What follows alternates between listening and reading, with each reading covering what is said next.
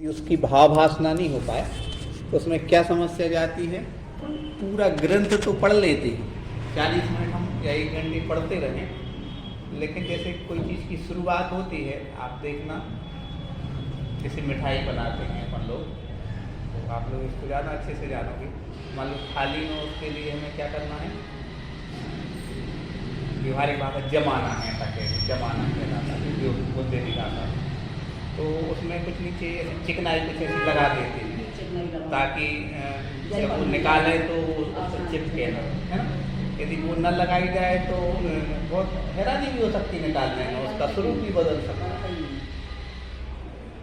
हमने आपका इसलिए उदाहरण दिया है कि कोई चीज़ की शुरुआत, मध्य और अंत, इन तीनों में इतनी विशुद्धि और इतनी निर्मलता और पवित्रता होना चाहिए उस कार्य को पूर्ण होने में आनंद आए, करने से पहले आनंद आए, करते समय आनंद आए और उसके समापन में आनंद आए। तीनों चीज़ों में क्या होना चाहिए, आनंद आना चाहिए। कैसे आता है, जब कोई चीज़ की शुरुआत में इतनी विशुद्धि हो जाए कि वो विशुद्धि साथ में चलना चाहिए।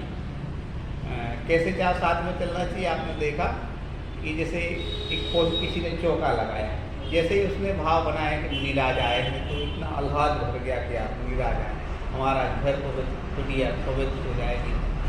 जैसे ही भाव बनाया और चौका लगाने की पूरी तैयारी की, चौका तैयार किया, लगाया, कितने भाव, सौभाग्य मिला, पड़गाहन हो गया या पड़गाहन मिल गया, हो गया नहीं, यहाँ भी भाव, मात्र आहार नहीं मिले, एक व्यवस्था के चलते बता रहे मुनिराज के आहार नहीं हो गए, हो सकता है किसी ब्रह्मचारी साधक के आहार हो गए, करा दिए। तो आप देखना कि व्यवहारिक जीवन में ये देखा जाता है कि जिस विशुद्धि की शुरुआत थी वो आखिरी तक चली जाए, तब उसका पुण्य है और विशुद्धि है।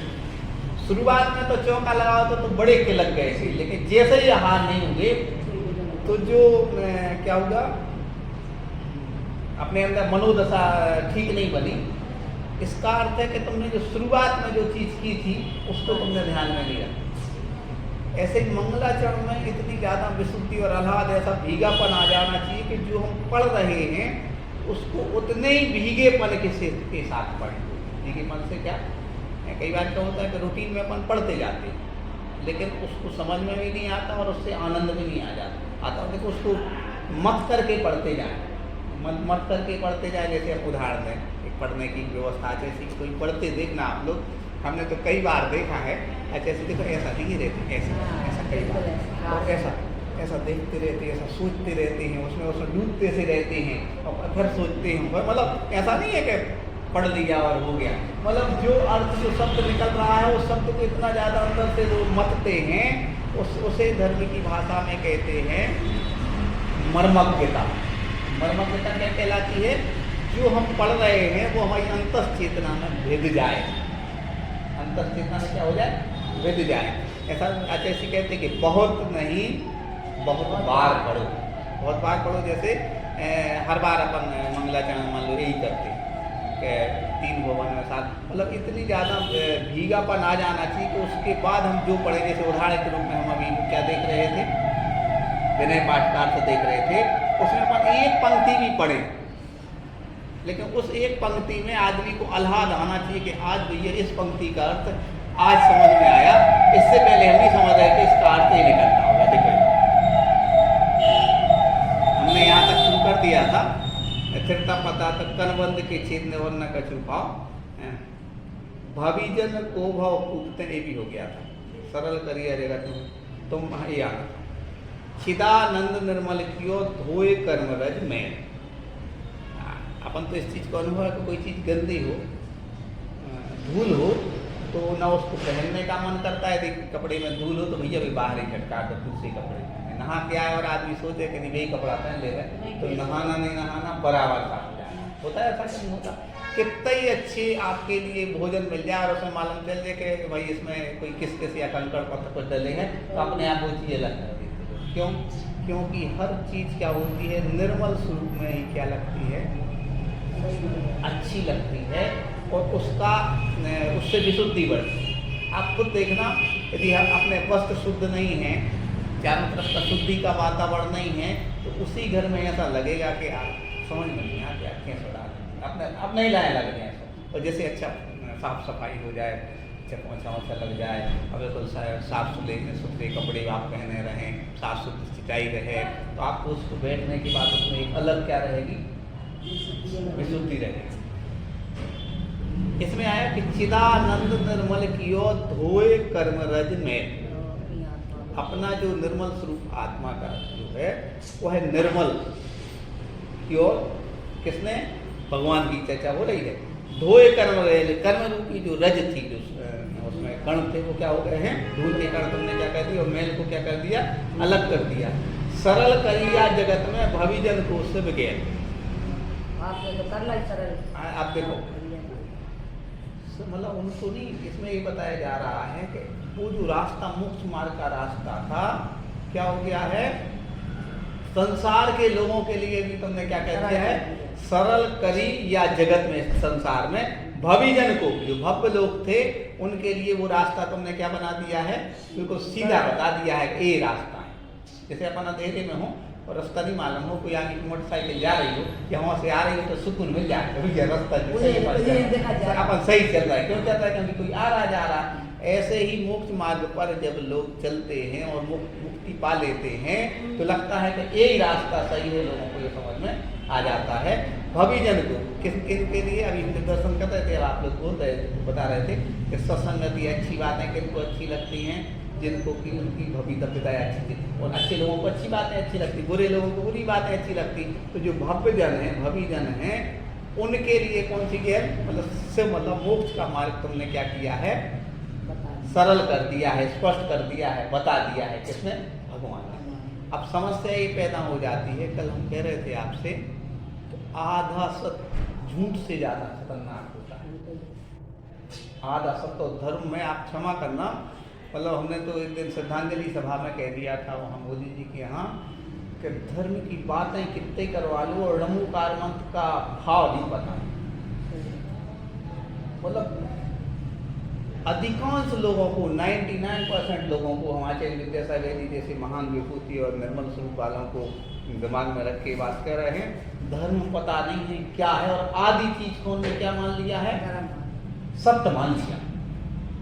और इतना सत्य मान लिया है कि आप उनसे धर्म की इतनी बातें करवा लो कि बिल्कुल, लेकिन इतने ज़्यादा वे परेशान हैं। और आपने देखा होगा बहुत सारे धर्म को जानने वाले एक समय बाद, मतलब एक हम दादी से मिले थे, उनसे कहना नहीं चाहिए, उनको बहुत ज्ञान था, छेड़ाला पूरी रटी तत्वासु पूरा सब कुछ, लेकिन आखिर में वो कह रही थी कि पढ़ो तो हमने बहुत, लेकिन उनको अर्थ गुणों नहीं। इससे अर्थ क्या होता है कि धर्म की बात जानना नहीं चाहिए, धर्म की बात को समझना चाहिए। और समझने से क्या होता है, समझने से होता है उसके और आगे गहराई में जाना चाहता है, कि समझता है हाँ आगे थी, तो समझते नहीं है तो उसको ही पूर्ण मान लेगा। जैसे आदमी कहे कि हमें बहुत ज्ञान होगा, यदि ज्ञान हो गया तो दुख क्यों है तुम्हारी? यदि ज्ञान हो गया तो दुख क्यों, टेंशन क्यों है? यदि ज्ञान हो गया भैया हमें तो ये आता है, सब आता है, तो तुम्हारे चेहरे पे वो तेज क्यों नहीं है जो तेज होना चाहिए? हम प्रश्न क्या, तुम्हें ज्ञान नहीं हुआ, तुम शब्दों में उलझ गए, और शब्दों में इतने उलझ गए हो कि अंधे के हाथ में आई लालटेन जैसा है। कैसा? इसका एक उदाहरण सुनाया, सुधार महाराज जी ने सुनाया था। एक अंधे व्यक्ति को दिखाई नहीं देता था, तो क्या हुआ, वो अपने दोस्त से मिलने दिन में गया। दिन भर बात हुई और इतनी बात हो गई कि शाम को जब वो लौटने लगा तो अंधेरा होने को था, तो कभी यार बहुत लेट हो गए, क्या करें? तो उस दूसरे दोस्त ने कहा कि ये लालटेन ले लो। चलिए यार दुनिया मजाक करती है, तुम भी हमको मजाक कर रहे हैं, हमें तो दिखता नहीं हो, तुम कह रहे क्या कर लो, लालटेन ले लो। तो उसने कहा हमारी बात समझो, तुम आप लालटेन लिए चलोगे, सामने वाले को जो आएंगे देखेंगे तो जान तो जाएंगे कोई आ रहा है। लालटेन तो देखे तो आई, तुम्हें भले नहीं देखा, बहुत गहरी बात बोला। अब लालटेन देखे, अब देखो उसके आगे सुनो, आगे सुनो। हम भी हम शब्दों के ज्ञानियों से बहुत दूर रहने की कोशिश करते हैं। क्यों कहते? क्योंकि उनको भाव वासना तो पता नहीं है, और उठने में, बैठने में, चलने में, खाने ऐसा अहम झलकता है कि भैया इन्हें सब आता है, तो भैया दूर रहो, भैया क्यों दूर रहो। आगे बता रहा है जैसे भी चले जा रहे थे अपने निश्चिंता पूर्वक, क्या हमको लाल देने लगे और सामने आकर के गले किसी और जैसे ही लगे गुस्सा किसको आज लालटेन लगे उनको, जब हम तो आंखों से अंधे हैं, तुम्हें नहीं दिखा रही लालटेन। सामने वाला कहता है कि भैया लालटेन कब की बुझ गई तुम्हें पता ही नहीं। तो तुम हाथ में लालटेन ले थे, जैसे ज्ञानी के भाव बिगड़े, राग देश करो मानाओ तो तुम्हारा ज्ञान कवे चलोगा, भौम मरता रत्नकांड साहब का चार तत्व द्रव्य संग्रह सबको कवे चलोगा, तुम्हें पता ही नहीं हो, तुम जा सोच रहे हो कि हम काले ज्ञानी अंधे के हाथ में लालटेन। उसे अच्छे तो वो आदमी अच्छे जन से ब्रह्मोकार मंत्र है, लेकिन वो अपने जीवन में रमोकार मंत्र का अर्थ समझ के अपने जीवन में सुखी तो बना रहा है। तो वो क्यों? क्योंकि ब्रह्मोकार मंत्र हम ये नहीं कह रहे कि ज्ञान अच्छा नहीं होता, लेकिन ज्ञान की देखो विद्वान और मर्मज्ञ में अंतर। विद्वान तो कोई भी हो सकता, लेकिन मर्मज्ञ वो होता है जो उसकी गहराई में समझ करके उससे जीवन को खुद आनंद लेता है और दूसरे को। चित्र भुवन में जीव अनंत सुख चमहे दुख भैवन, ताते दुखहारी सुखकार कहें सीख गुरु करुणाधार। मतलब गुरुओं का अंदर ये नहीं रहता कि माइक लगे हजारों लोग आए और सुने, नहीं, इनके अंदर इतनी करुणा रहती है। एक संस्मरण सुना है, ऐसे आज से 10 साल हो गए, 11 साल, यहाँ बाहुबली कॉलोनी में कुछ समय के लिए रुके थे सागर। तो सही बस एक बहुत बड़े अधिकारी थे, उनसे मिलना चाहते थे, तो महेश पेलेरा वाले वगैरह भी थे, तो वो उनसे परिचित थे, चूँकि मजिस्ट्रेट थे जो मिलना चाहते थे। तो आचार्य के पास जैसे ही पहुँचे, महावीर जयंती के दूसरे दिन की बात है, एक महावीर जयंती आचार्य की हुई थी अभी 8 साल पहले जो भी, और कटरा में प्रवचन हो गए थे, तो ऐसे प्रवचन के मतलब तो महेश पेलेरा वगैरह बड़े बड़े लोग साल लोग कह रहे थे जैसे ही आपकी मुख से शब्द निकले और लोग को कीप साइलेंस, ये कैसे हो गया, अब सुनो तो अब आचार्य जवाब देने, अब और लोग 8-10 लोग, अब आचार्य जवाब दो, उससे पहले हम थोड़ी बाचाल थे।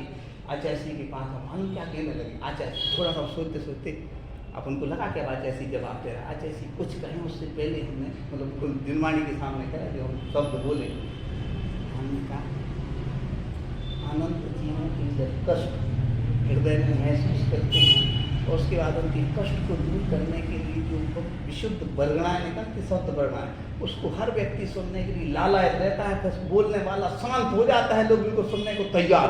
ऐसे तर्रा के देखे आचार्य ने देखा कि उत्तर देने वाला कौन बैठा है,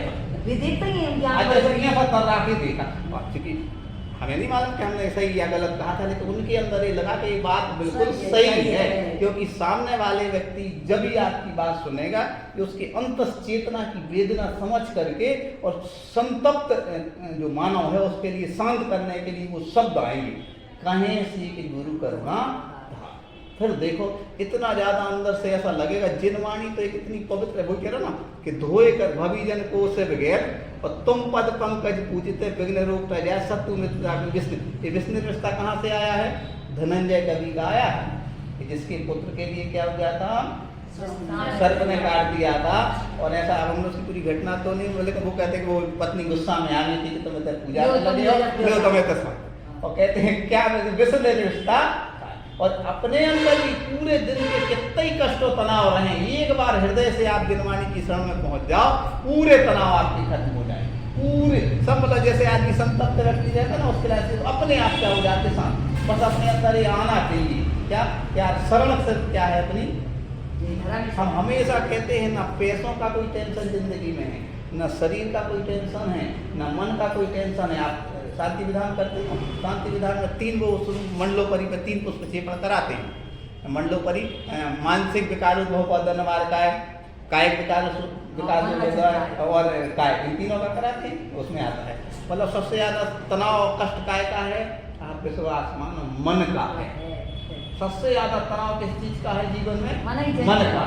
और उस मन को दूर का कष्ट दूर हो जाए ना, इसके बाद क्रम से अपने आप और कष्ट दूर होते जाएंगे। मन का कष्ट कैसे दूर होगा?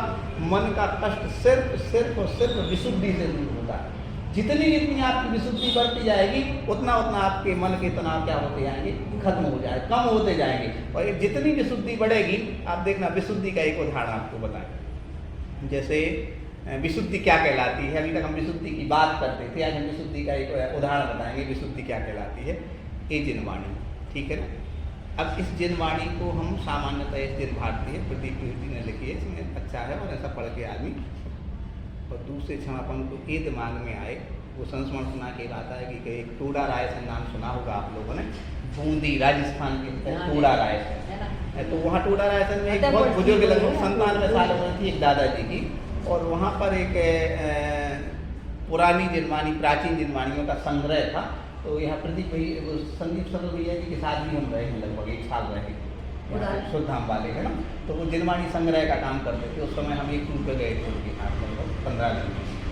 तो क्या हुआ कि वहाँ हम लोग गए, तो उनमें उन दादाजी जो थे ना, उनमें जिनवाणी के लिए लगभग उनकी पत्नी बहुत पहले खत्म हो गई थी। तो कई बार क्या होता है, जीवन साथी खत्म हो जाए तो होनहार अच्छी हुई तो आदमी और धर्म से लग जाए। होनहार अच्छी हुई तो क्या होता है कि आदमी वियोग, देखो कितना ही कुछ हो, बहुत अधिक मोह तो रहता, बहुत गहरी बात बता रहा, कितना ही ज्ञान हो लेकिन मोह तो रहता ही हो। इतना मोह रहता है कि अपन कल्पना नहीं आप वो तो बहुत दिमाग में, बहुत तनाव में क्या उनकी पत्नी खत्म हो गई थी। अब क्या करें, हमने क्या किया कि उस पूरा समय अपनी जिनवाणी को उसमें लगाया। जितने मंदिर में जिनवाणी थी बड़ी अलग अलग जगह से लाए, और इतनी संभाल के रखी कि मतलब 10-15 साल के, मतलब दिन में 4-5 घंटे तो उसी के लिए देते थे, तो बल्कि 10 घंटे, इतना अच्छा था।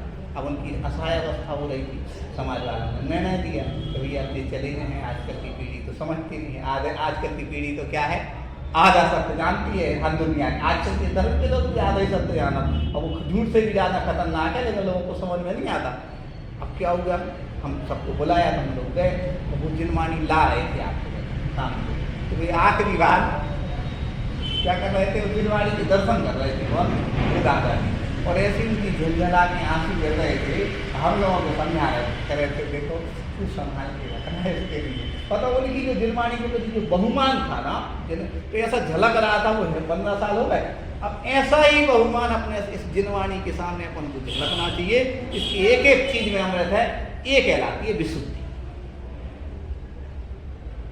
एक है, इसमें आप एक पेज ही पढ़ोगे तो बड़ा आनंद आएगा, ये कहलाती विशुद्धि। शुद्धि का उदाहरण होता है विशुद्धि। अब यही जिनवाणी आपको अंदर से भावुक करेगी, ऐसा क्योंकि ऐसा अनेक अवसर आते हैं आप जिनवाणी छू नहीं पाते। गुरु के प्रति भी विशुद्धि। हाँ, तो हर चीज महाराज जी बोले ना, एक जनी बोली तो हमें अपने आप आंसू आ गए। बिल्कुल आते हैं, क्योंकि ये विशुद्धि। और देखो विशुद्धि जब होती है ना, आपको अंदर से बताएं विशुद्धि में क्या होता है। जैसे अपन ने जिनवाणी की बात कही ना, इसकी जिनवाणी, इसमें अपन कोई भी चीज में विशुद्धि बढ़ाएंगे ना, घर में बताएं रसोई में विशुद्धि हो ना तो बरकत होगी।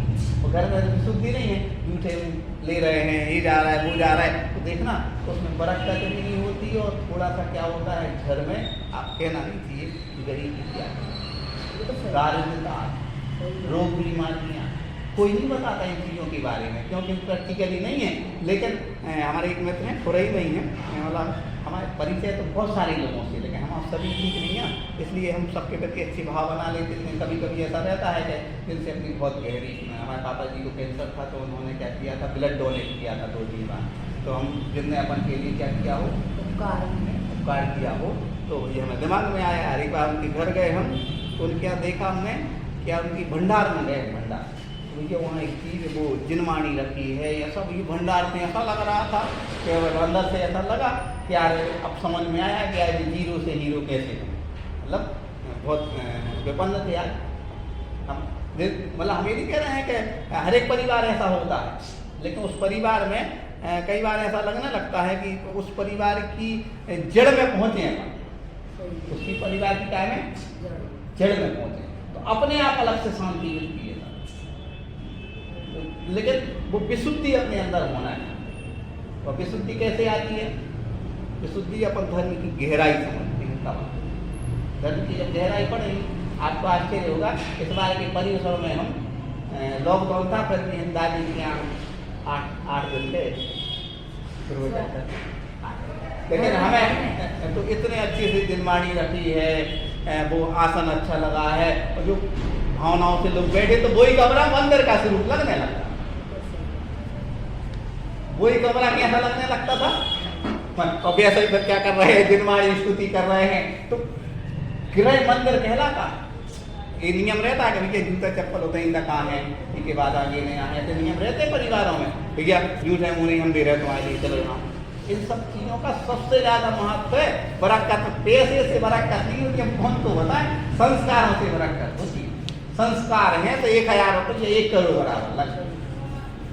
संस्कार 1000 रुपये 1 करोड़, और संस्कार नहीं है तो 1 करोड़ रुपया भी कोई काम के नहीं। लेकिन एक गणित कैसे समझ में आता है, हम प्रैक्टिकल देख रहे हैं, हम जीवन से देखते हैं, हम अपनी मम्मी लोगों को देखते ना, तो वो संस्कार विशुद्धि नहीं बची लोगों की। पहले के समय में ऐसा होता, अभी भी आप लोग अच्छे संस्कारवान लोग हैं कि भैया कोई जैसे गेहूँ रख रहे हैं, चावल रख रहे हैं, गर्मी का काम कर रहे हैं, भैया साफ सफाई से शुद्धि से, इसमें ऐसे जूठा नहीं होना चाहिए यहाँ। क्यों? उससे वो जो जैनियों की लोग ईर्षा तो करते हैं, लेकिन जैनियों का खान पान, रहन सहन, शुद्धि विशुद्धि उसका ध्यान रखें तो अपने आप समझ में आएगा क्या है।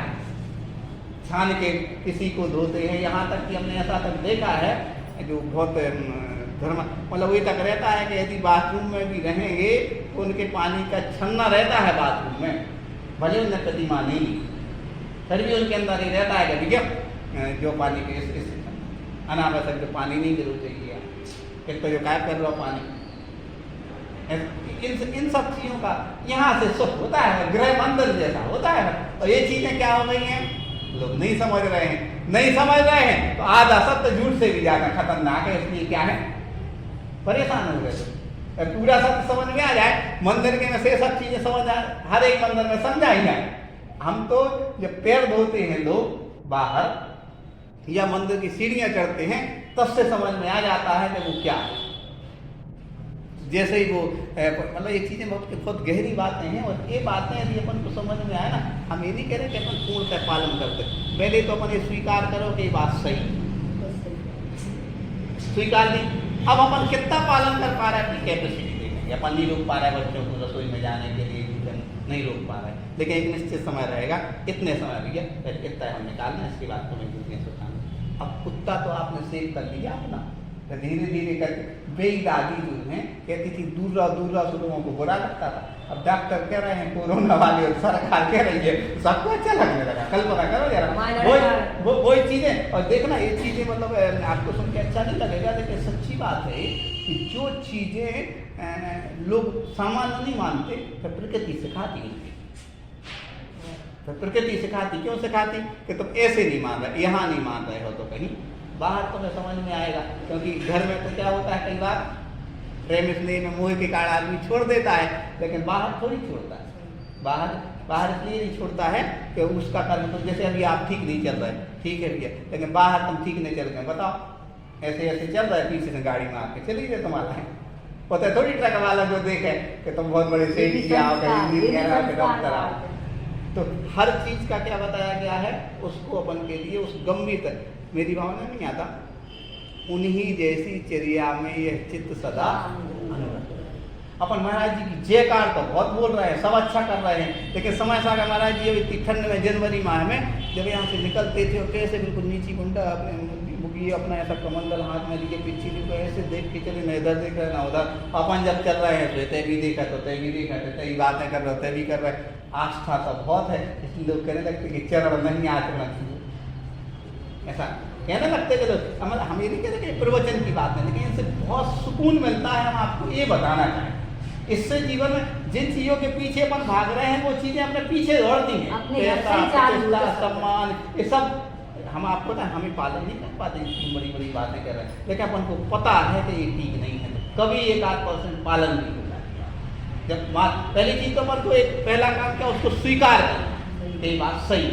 जब अपन स्वीकार लेंगे तो आज नहीं तो कल, कल नहीं तो परसों, परसों कभी ना कभी तो इसको अपन स्वीकार करें। बस सबसे पहले स्वीकार करें। और यदि आप तर्क लगा रहे हैं कि नहीं आजकल ये सब चलत है, तो भैया वहाँ से क्या हो गई, आपको आपका फिर सोए हुए व्यक्ति को तो जगा सकते हैं, लेकिन जो बन के सोया है उसको कोई नहीं जगा। क्यों नहीं जगा पाता? बहुत सारे तो बफर सिस्टम में भोजन करने नहीं जाते, कई बार नहीं जाते। क्यों नहीं जाते? इसका कारण वही है कि मतलब हमें ऐसा लगता है कि जब आदमी वहाँ लाइन में खड़ा होता है और खड़े होते होते साथ जो एक विशुद्धि और मर्यादाएं होना चाहिए। वो मजबूरी में लोगों को जाना पड़ता है, हमें भी जाना पड़ता है कई बार, लेकिन जो भोजन में शांति और विशुद्धि होना चाहिए वो नहीं दिखती व्यक्ति को, क्योंकि जैसा खाओ अन्न वैसा हो। अब आप कहोगे कि नहीं चलता, हम जान रहा है कि नहीं, लेकिन अपन उसको पूर्णतः सही ना मान। पहले के समय में भोजन होता था, 10-20 लोगों को बैठाते थे, पंगत बैठती थी, अपने लोग के भैया एक पूरी हो क्या थोड़ा सा अभी क्या दिया, क्या आज तो भैया लगा दिया, बस देख दिया तुम्हारे लिए, तमाम खा जैसा है। तो हम इसका बुरा नहीं कर रहे, समय काल परिस्थितियाँ लोग एक तर्क देते हैं, हम उसको बुरा भी नहीं मानते हैं कि सर आजकल ऐसा ही समाचार, अपन को एडजस्ट करना चाहिए। एडजस्ट तो करना चाहिए, लेकिन अपन को सही और गलत को गलत भी अपन को मालूम होना चाहिए। आपके तो दमान साहब आ गए या कोई रिश्तेदार है, बफा लगा देना कि आप ले हो जाओ, नहीं ऐसा नहीं होता। लेकिन परिस्थितियां नहीं हैं ऐसी, लेकिन सही तो सही होती है और गलत कभी नहीं। आपने सुना होगा कि आप भविष्य में ऐसा होने लगे कि वो जुगनू वाली लाइट आउट है, उससे आप काज से आरती करने करने में लगे हैं लोग, लेकिन बताएं, लेकिन जो स्निग्धता, जो बातें, जो उससे उसका अर्थ है वो उस लाइट में थोड़ी है। कभी नहीं सुनोगे आप कि अभिषेक हो रहा है तो अभिषेक। कई बार क्या होता है कि आधुनिक, एक बार हमसे प्रश्न किया था कि सत्य कभी बदलता नहीं, सत्य कभी बदलता नहीं, झूठ कितना ही हावी हो जाए, आप लोग यहाँ बात सुन रहे, 1000 झूठ हो जाए लेकिन सत्य सत्य रहता है। एक प्रश्न किया, एक एमटेक वाली भी किया है, गुनाह की बात है। जब वो 2-300 विद्यार्थी बैठे थे तो हम लोग कह देते बच्चों से कि आप तो प्रश्न करें। उसने कहा कैसे आप उदाहरण बनाए, तो हमने कहा कभी नहीं आप देखोगे कि महाराज जी की पिच्छी बदल जाए, स्टैंडर्ड की पिच्छी हो जाए, आजकल उसमें लाइट माइट लग जाए, वो तो मयूर पग की पिच्छी रहेगी। कमंडल कभी नहीं सोचोगे कि बहुत अच्छा कोई ऐसा आ गया, मतलब हीरे जवाहरात जड़ दिया, कभी नहीं बदलोगे। मुनिराज के वही साधन है। हमने कह दिया आप हिंदू हैं तो हम व्यवहारिक भाषा में कभी नहीं देखोगे कि राम उस समय धनुष चला तब 1:47 लगे, उनकी भाषा में समझाया, क्योंकि क्या होता है कि उनकी भाषा में समझाना पड़ता है कि आपको नहीं आधुनिक बंदूक आ गई है, अब धनुष उनका अलग करो और नहीं, सच्चाई सही चीज सही रहती कभी नहीं। आजकल कितने स्टैंडर्ड्स में लोग सलवार सूट और व्यवस्था में रहे, लेकिन कभी नहीं सोचोगे महाराज जी को हाथ देने जा रहे हैं और हम वैसे चले जाए। सच्ची चीज कभी बदलती नहीं है, ये बात हमें स्वीकार करना पड़ेगा। और इससे सही चीज अपन स्वीकार कर लेंगे तो उसमें लाभ क्या होगा, उसमें अपने जीवन में सुख आएगा। अपन जितने दुखी हैं अपन को रास्ता मिल जाएगा कि आज मंदिर जी में समझ करके आए हैं कि आधा सत्य झूठ से भी ज्यादा। अभी लोगों ने धर्म के बारे में क्या समझा है, आधा सत्य समझा है, इसलिए धर्म बहुत कर रहे हैं और दुख जा नहीं रहा है। आज पूरा सत्य क्या है, पूरा सत्य है कि अपन धीरे धीरे, पूरा सत्य तो हम भी नहीं जान पाए, कौन पूरा सत्य तो आपको बताएं, केवल ज्ञानी के ज्ञान में झलक रहो। अपन तो क्या हो रहा है, अपना घर नहीं देखते, कोई को बहुत बड़ा घर है, अब तो आज इतना ही गया, ऊपर बाद में आए। फिर तीसरा, ऐसे अनादिकाल में भटकते भटकते भटकते अब ऐसे भगवान की शरण में आ पाया आपको। अब उसको भगवान को समझना हो, भगवान को समझने के बाद और गहरे उतर गया होता है। आप धर्म में जितने गहरे उतर जाओगे आखिर में आपको लगेगा कि इसकी तो थाएं नहीं निकल रही। तो थाएं कब निकलेगी, जब आपको केवल ज्ञान हो जाए। केवल ज्ञान से पहले आप खोदते जाओगे, आपको उसमें और गहरे गहरे अर्थ निकलते जाएंगे। और इससे पहले यदि आप सोच रहे हो कि हमने सब जान लिया है, इसका अर्थ सीधा है कि आप तो ज्ञान के मद में इतने ज्यादा चकचूर हो गए हैं कि आपकी स्थिति नरक निगुण होने वाला है। कुछ लोग ऐसा मान लेते हैं, भैया हमने तो खूब शास्त्र पढ़ रहे हैं और हम तो सब जानत हो तो मान के चलो तुम्हारे जीवन में सुख क्यों नहीं आएगी। सब जाना शब्दों में जाना है, तुमने प्रैक्टिकली नहीं जाना है। यदि प्रैक्टिकली जाना होता तो आपकी शरण में ऐसे बैठते जैसे आचार्य की शरण में अपन बैठते। आपकी शरण में लोग बैठते, 4 ही शरण है, अरिहंत, सिद्ध, आचार्य और केवली पंडित। ऐसी बड़े लोगों का व्यक्तित्व क्यों परिवार में नहीं मर्यादाएं रह गई, इसलिए रह गई कई बार बड़े लोग भी अपनी वो मर्यादाएं ध्यान में नहीं रख पाए। बहुत गहरी बात कर रहे हैं आपसे, जैसे बड़ा भाई की बात इसलिए छोटा भाई नहीं मान रहा है कि बड़े भाई में जो डिग्निटी होना चाहिए वो क्या हो गई, कई बार कम कर देते हैं। जैसे पिताजी के लिए बड़े भैया डांट है तो चल जाएगा, लेकिन तो हाँ, पिताजी के लिए बड़े भैया डांटा तो गलत है, तो छोटा भाई भी देख रहा है तो वो उनको डांटेगा। वो तो क्या श्रृंखला चलती है, श्रृंखला चलती है। और उस श्रृंखला पर तो क्या ध्यान रखना चाहिए, अपन को ये ध्यान रखना चाहिए कि गलती कहाँ, आप तय पे जाना और तय पे जाओगे उसका समाधान आपको ही मिलेगा। कैसे मिलेगा, ये मिलेगा कि यार कहीं ना कहीं गलती है। राम सीता सोचती हैं, क्या सोचती हैं कि भगवान ये हमारा रूप सौंदर्य नहीं होता तो कितना अच्छा होता। सरकार को सबका छुपन बन सीता तो कुछ लोग तो क्या करते हैं, रूप सौंदर्य होने की अपेक्षा करते हैं। क्या अपेक्षा करते हैं, रूप सौंदर्य की अपेक्षा करते हैं। लेकिन सीता ऐसा सोचती है कि हमारा रूप सौंदर्य नहीं होता तो कितना अच्छा। कल्पना, अब वही तो कह रहे पागलपन, पागलपन है पागलपन। परसों हमें बहुत बड़े घर में जाने का सहयोग बना, ऐसा अनुमान से, क्योंकि किसी का कोई पुस्तक का प्रवचन कहा है तो डॉक्टर साहब ने कहा कि सर आप चलोगे तो अच्छा, कि हमारा परिचय नहीं है यार। अब जैसे फोन लगाया मिल गए वो, जैसे ही मुझे तो मैं मतलब दिनवानी के सामने सच्ची बात आपको बता रहा हूँ, जैसे ही वहाँ मिले ना 15 मिनट का समय था, 15 मिनट मिले, मिलने के बाद हम बाहर आए तो जैसे ही गाड़ी स्टार्ट करने लगे तो ऊपर से आवाज़ आई कि सर एक मिनट, मतलब इतने बड़े बंगले में इतने बड़े लोग, वहाँ से आवाज़ किस लिए कि सर 1 मिनट चाहिए। वहाँ से जल्दी से बेटे को भेजा और वो चढ़ चुक रहा है और वो जल्दी से आई और सर आप हमारे घर पधारे, हमारे बंगले में आए। बड़ा क्योंकि वो वीडियो ऑनलाइन हम पढ़ाते हैं, तो वीडियो में हम सुनाते हैं कि अपनी आज कोई से व्यक्ति सुखी है, आज कोई से दुखी है, आज कोई से अमीर बनता, आज कोई से गरीब बनता। कभी हम वीडियो आप लोगों को भेजेंगे तो उनको लगा कि अरे जी बेशर्मा इधर वीडियो आता है इनका, तो परिचित तो बिल्कुल नहीं थे। मतलब एक तो 2 मिनट बात की पर वापस चल गए जल्दी से यार। फिर हमने चर्चा की जो खानदानी लोग होते हैं ना इस तरीके, और लोग सोचें अरे भैया हम तो इतने बड़े हैं, चपरासी को भेज रहे हैं, अब बात होगी, फिर अपना वो बताएंगे कि हम उनकी वाइफ हैं और हम इतने स्टैंडर्ड वाले हैं। परिचय की तो जरूरत ही नहीं है खानदानी लोगों को भैया, आपका तो पूरा व्यक्तित्व बोल रहा है कि आप क्या हैं। अच्छे लोग कभी नहीं बताते क्या वे हैं, वो तो लोग बार बार पूछते हैं कि आप हैं क्या, आप हैं क्या। तो लोगों को बाद में समझ में आता कि ये इतने बड़े हैं। आप लोग नेट वगैरह सर्च करना, इसमें समझ जितने बड़े लोग होते हैं, सब्जी बेच रही है एक बाई, उसमें आया जैसे विश्व की मतलब भारत की 10 करोड़पति लोगों में 1 करोड़पति है वे भाई सब्जी बेच रही।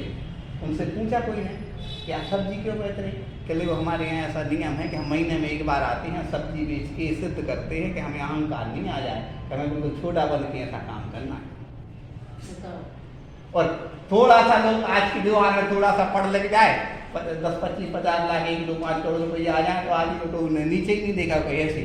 अभी ओरिजिनल लोगों से मिले नहीं भैया, तुम मिले होते तो आपको समझ में आ जाता। हमने अपने जीवन साथी से चर्चा की कि लोगों को बताना चाहिए कि यार हाँ यार उनका नाम चलता है यार, उनकी बाइक देखो यार कितनी समझदार, कितनी गंभीर, मैं बिल्कुल सिंपल साथी। तो यहाँ कहने का तात्पर्य है कि अपन क्या है तो सामान्य छोटे लोगों के संपर्क में रहे तो अपन हो लगा कि इतना ही है संसार। इसके आगे और देखो वास्तव में बड़े लोगों से मिलो ना तो उनकी विनम्रता देख के लगेगा कि नहीं आप आचार्य से कभी कोई मिले तो अपने आप सब कह देते कि मैं गुरु महाराज ने जो दिया है उसको। बड़े लोग जो होते हैं इतने ज़्यादा विनम्र होते हैं। आप विनम्र हैं इसका अर्थ है कि आप सुखी भी हैं और आदर्श हैं। और बस विनम्रता का अपन को क्या अर्थ समझना चाहिए, बहुत गहराई से महसूस करना चाहिए। कई बार लोग स्वार्थ में भी झुकते हैं, कह जी कलेक्टर साहब हैं तो भैया बहुत अच्छे बहुत अच्छे, कोई सामान्य चपरासी अरे भैया। किसी व्यक्ति की पहचान करना है वो छोटे लोगों से कैसा व्यवहार करता है समझ में आ जाता है कि वो क्या किसी व्यक्ति की पहचान करना है। ये अपने काम वाले ही सब बताया सब वो बात हम मानते हैं कि अपन छोटे लोगों को कितना ही अपन संबल दो लेकिन अपनी आदतों से रहेंगे परेशान क्योंकि बात नहीं। लेकिन अपन को दिमाग में उनके प्रति ऐसे व्यवहार कोशिश करना चाहिए किसी व्यक्ति। हालांकि ये भी बता दे रहे हैं कि आपकी विनम्रता को लोग वो दीनता और नाजायज फायदा भी उठा सकते हैं। आप हमें तो ये भी तर्क से बात कर रहे हैं कि आपने कहा कि अरे जी बहुत परेशान है, अरे पुताई कर रहा हो सुबह से, तो आपने अच्छा नाश्ता दे दिया, नाश्ता दे दिया से 15-20 मिनट बैठा आध घंटा, उसके बाद फिर कहो दूसरे दिन बैठ जाएगा क्योंकि नाश्ता नहीं होगा बेटा। बहुत गहरी बात बता रहे आपके दिन में उनको आदत में उनको ये नहीं पता कि अपनी करुणा और विशुद्धि और निर्मलता से ये चीज आई है, तब उसको क्या समझ लेते वो अधिकार समझ लेती। इसलिए घर में लोग समझाते कि भैया ज़्यादा सिर पे नहीं चढ़ाओ, ऐसा लोग कहने लगते लेकिन इसके बीच का रास्ता निकालना चाहिए। बीच का रास्ता क्या निकालना चाहिए कि अपने अंदर की जो विशुद्धि है निर्मलता है वो कम ना हो पाए।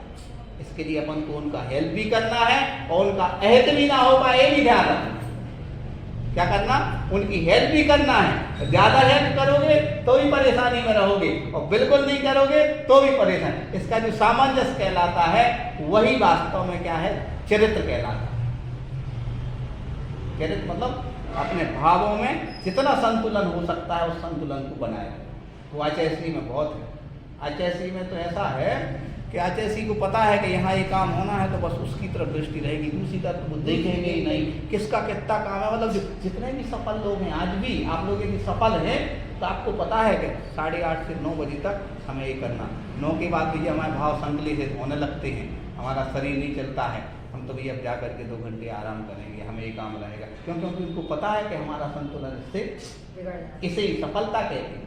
संलेखना भी ऐसा ही होती है, ऐसा नहीं होती कि तुमने अन्न जल का त्याग कर दिया बैठ गए, नहीं, पूरी कैपेसिटी देखी जाती है। या शरीर में भी कितनी सामर्थ्य है, इनकी सभी पेट की स्थिति क्या है, इसके बाद इनको क्या खिलाना चाहिए, कितने समय तक ही चलेगा, फिर अन्न कैसे छूटेगा, फिर फल पे कैसे आएंगे, फल से फिर छाछ पे कैसे आएंगे, धीरे धीरे करके ऐसे ही संलेखना होती है। ऐसे नहीं, अपना कल्याण भी इसी मार्ग से होगा। बोलो महावीर भगवान। आगे की और बताइए ना, आगे चला रही है। अच्छा, आगे क्यों चढ़ाते हैं? अब कल भाव ने भाव 30 सेकंड में बताया था, 30 सेकंड देखो। अर्घ का अर्थ होता है 8 द्रव्य मिल गई और हमारी कोई भी अपेक्षा नहीं, न मोक्ष जाने। तो जिन भगवान को अपन अर्घ चढ़ा रहे हैं, भगवान जैसे आप मोक्ष से लेकर वैसे ही हमारे लिए वो प्राप्त हो जाए।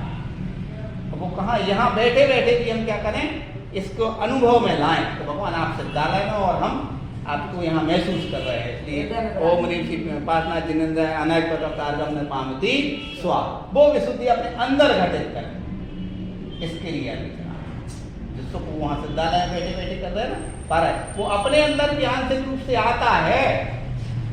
आप इसको जैसे पता जिनमानी के सामने ढेर लगा के आंसू गिर कर ऐसा लगा कि यार बड़ा पुण्य, भगवान की गौतम गढ़ में ये यहाँ तक निकल के आई, ऐसे अंदर से जो विशुद्धि आई ना, उसमें बड़ी शांति मिलती है। जब इसकी सिर्फ आवाज़ से इतनी शांति मिलती है तो उसमें पूरे डूबेंगे तो कितनी शांति मिलेगी। ये है, इसलिए अर्घ करा लेते हैं, नाम दे देते शांतिनाथ भगवान है। और गुरु महावीर भगवान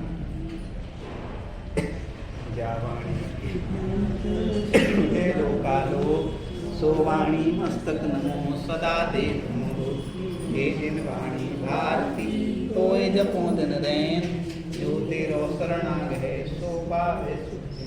धर्म कर संसार धर्म कर निर्वाण, धर्म कर देवना।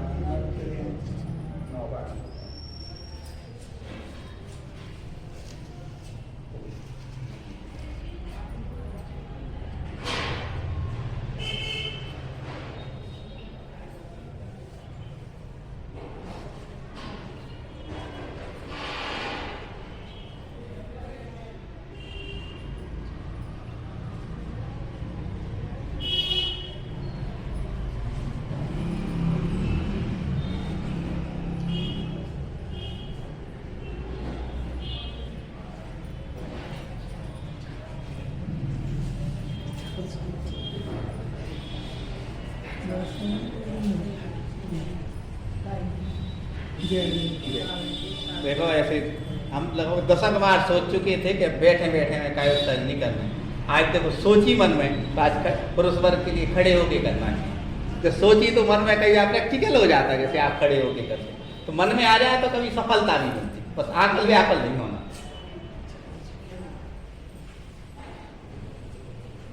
हमारे बच्चे तो यही कह रहे हैं, मम्मी तुम्हारे जैसे 16 का काम है कोरोना।